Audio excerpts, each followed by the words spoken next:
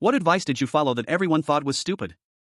When I was 22, fresh out of college with my first tech job, I got approved for a loan on a brand new luxury sedan. All my buddies were driving shiny German cars, flexing their success with monthly payments they could barely make.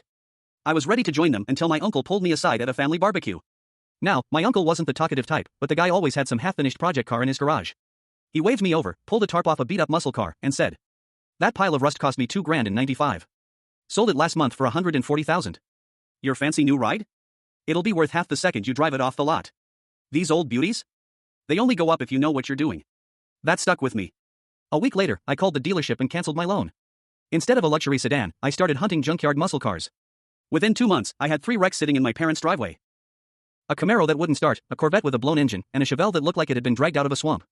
My parents were horrified. Neighbors complained. My friends roasted me nonstop. "Man's collecting scrap metal, not chicks. Your car's only feature is breaking down.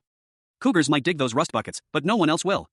Meanwhile, they were posting selfies in leather interiors and crying about $1,400 monthly payments. Me? I was in Uncle's garage every night, covered in grease, learning to weld, rebuild engines, and spray paint. My social life flatlined, but I started noticing something my friends didn't. The cars I bought weren't just junk. The Camaro had the rare big block. The Corvette? A split-window model collectors drool over. The Chevelle came with original factory papers. 4 years later, the market exploded. Guys who grew up in the 60s and 70s suddenly had money to burn, and they wanted their dream cars back. Prices went crazy. Classic car funds started buying anything decent.